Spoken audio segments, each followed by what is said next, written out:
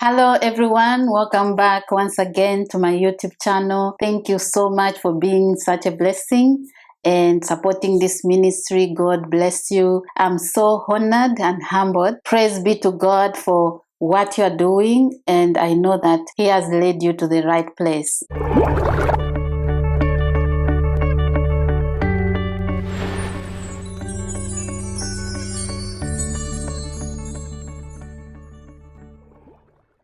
In the previous video, I talked about seeking deliverance and knowing whether you need deliverance or not. In this video, I want to share a warning. For those of you who are seeking for deliverance, I want you to watch out, because it's not everywhere you go where you get delivered.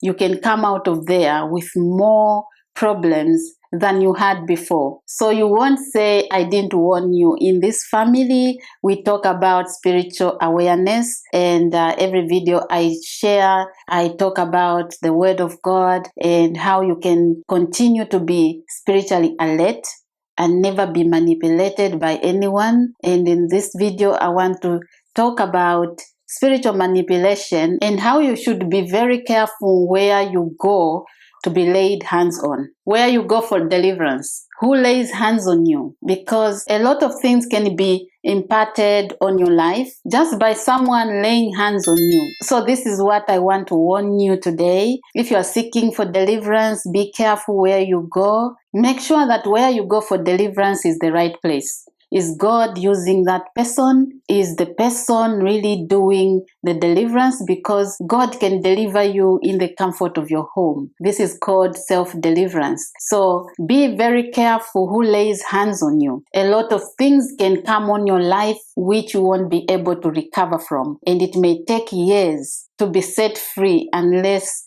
Jesus Himself comes to rescue you. So I'm not scaring you. I'm just helping you, and I'm going to share a testimony which made me very scared.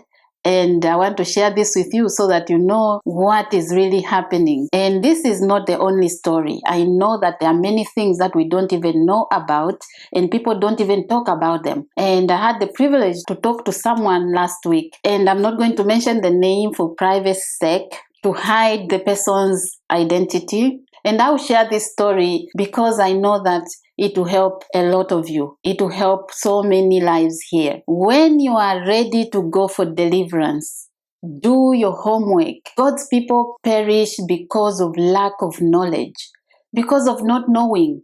And you got into this place because it's called a deliverance place, and you are so blind spiritually, you are going to make your situation worse than before. So it's very important that you are careful where you go for deliverance. Don't be desperate, don't be manipulated, and don't run into any man or woman of God for deliverance because the person says, I'm anointed and I can lay hands on you and you'll be delivered. Pray first. Ask the Lord, is this the place you want me to be set free? Are you going to use this person for my freedom? Because remember, the man or woman of God who is praying for you, laying hands on you, the power must come from God. That minister should be empowered by the Holy Spirit to pray over you, to lay hands on your life so that chains can be broken. And who delivers? Jesus Himself. So you must look at this person. Is this man or woman of God really from God? That's the question you have to ask yourself. It's very important to know more about this person before you bend your head and say, pray for me. That can be a very dangerous thing to do.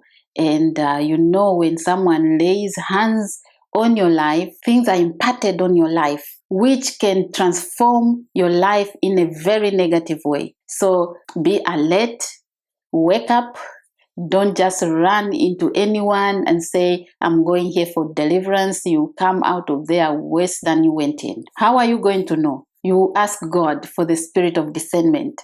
And if you cannot pick that, ask Him to help you. Let me not go there if you have not sent me. Let not my feet be anywhere where you have not ordained me. You can ask the Holy Spirit and God will make a way where you won't find yourself in a wrong place because He loves you. He wants you to be set free and not to go there and collect more chains. And you come out of there, you are more bound than before. This is not the will of God. So if you go in the closet, like we do for everything, any situation, any decision you want to make, take time to pray.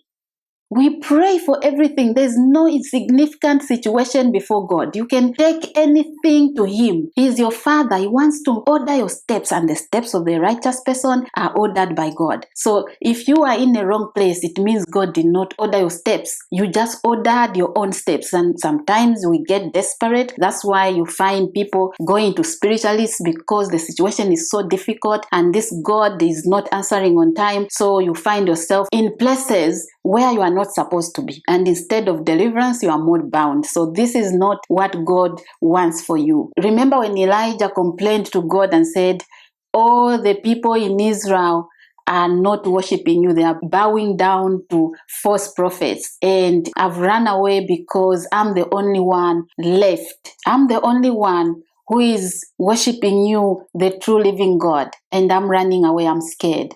God told him, in that very place, I still have 700 men and women who have not bowed to the false prophets. So when I'm talking about being careful who lays hands on you, I'm not saying that all the people who are doing deliverance are fake or are not good or are not from God. It's not what I'm saying. God still has His people who is using to deliver His children. There are still anointed men and women who are pure at heart, who are there to do the work of God. But inside there's also those who are wrong. And this takes me to the story that a sister shared with me last week. She said that at one point she was so desperate and she didn't know what to do because things were not working in her life. She had fasted, prayed, and did everything, but her life was not moving forward. So she met this man of God who promised to deliver her. And what this man was doing was using the word of God, was using scriptures, but in a manipulative way, looking like he was anointed. And he mentioned, she couldn't remember the scripture he mentioned, but this scripture is in the Bible where it's talking about cleansing the body. But he said that for me to deliver you, we have to sleep together. I have to have sex with you. This man took advantage of this woman who was desperate. You know, when you are desperate, your eyes, your spiritual eyes can be so blinded. And many of these people are predators. They see that you are vulnerable, you're really looking for deliverance, and you want to come out of that problem, and they will promise so many other things. How can you be so blinded to think that this man of God should sleep with you to be delivered? He said that deliverance will take place through sex. Once I sleep with you, then you will be cleansed. And this lady accepted, thought, wow, this is a man of God, and I'm sure he knows what he's talking about. But I believe that that was witchcraft. I know that this sister was under a spell because there's no way you cannot realize that this is something wrong. The moment someone mentions God, the scripture, at the same time sleeping with you outside marriage, then you know that there's something wrong. And this is a married man. So he would leave his house, the area he was living in, and he would come to this woman and sleep with her. Sometimes she said that he would call at night and she wouldn't even understand why she was not able to say no. She would just jump into her car, meet with this man, and have sex with him. And for him, it was just something fine.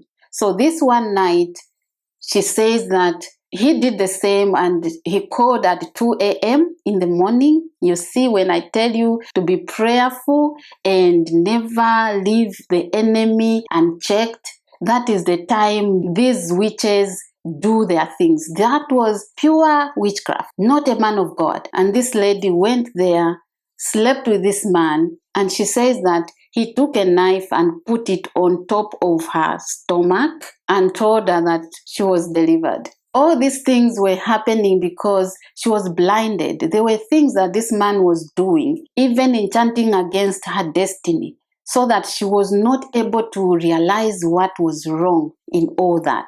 Be prayerful. Don't land yourself in wrong hands, because without the Holy Spirit, people who manipulate these spiritual things and saying, I am able to pray for you and laying hands on you. And in the end, you won't be able to say no to whatever they'll be doing. You've been bought. You've sold yourself out. Why? In the name of deliverance. And here's another part that is so scary. When I heard that, I was like, is this real? This lady was in a relationship. She was engaged. So she had a ring. And so this man who called himself a pastor called her to go to church to attend this service. And it was like everyone went in front for prayer. And she also went in front to be prayed for. And this man who is the pastor is married. So the wife now started praying for the same woman. This is why I'm saying that it's not normal. It means that something was done against her destiny, because no one can be so spiritually blind like that. At a certain time, you can be able to say, no, something is wrong. I'm not going back there. But she continued to follow these people, which means they did something. And while she was being prayed there, this woman removed the lady's ring, the lady who was being prayed for, and the pastor's wife took her own ring and placed it in place of the lady's ring and started praying, saying your marriage and saying things. So after that service, she went home, and I think after some time, she lost her marriage. So a lot of things really happened. In all this, the enemy was playing games. This man is not a man of God at all. The Spirit of God doesn't do that, doesn't take people and start abusing them. That's not God. It's clearly not God. Even those who don't pray, they will know that that is not the Spirit of God. Even if you've not even felt the Spirit of God, you will tell that this is not the Spirit of God. But when you find yourself in such people's hands, a lot will happen. There will be spells that will be thrown at you, and you won't be able to come out. You will be pushed to doing things which you can do if you are normal. You will be asking yourself, why am I doing this? But you won't be able to stop. So be careful who lays hands on you. Someone can lay hands on you, and a lot of issues will come upon your life. Every time you are thinking of going for deliverance, you have to think and pray. Look at the person who is praying for you. Ask the Holy Spirit to help you. Don't let your feet be anywhere where God has not led you. And avoid people laying hands on you anyhow. Because if you don't trust that person and you don't think their spiritual walk with the Lord is up to date, you are getting exactly what that person has. If that man or woman of God has a spirit of mischief or immorality, it will come on you. The spirit of poverty or lying or cheating or anything that is not of God will come on you. And who is going to deliver you? Only Jesus can do it. So be careful where you go to get your deliverance. Jesus is the deliverer. You have to see Jesus in the life of the person doing that deliverance. Don't just bend your head and say, here I am, pray for me. Desperation will be very costly. Desperation will cost you a lot. The Bible says, my people perish for lack of knowledge. And there are so many predators who are so ignorant. The Spirit of God is there to help you and open your eyes. And I hope this has been helpful. Do not walk with your eyes closed. God is for us, and He has the best in store for us, including deliverance, setting you free from every bondage. That's why He went to that cross to die for you. He is ahead of you. He is your helper. He is going to hold your hand. When time comes for you to be set free from every bondage, He is going to lead you to the right place. But be prayerful. Before you say, I'm going to this place for deliverance, pray. Ask God, is this the right place? Because you don't want to pile issues over your life, and yet you want to be set free. You want to be free, and free indeed. So I hope this has blessed you. Thank you so much for watching this video. Keep watching other videos that I recommend at the end of this video. If you haven't subscribed yet, please do so. Be part of spreading the gospel of Jesus Christ, and keep commenting. I'll find time to respond to your comments. Stay blessed, and I'll see you in the next video. Bye for now.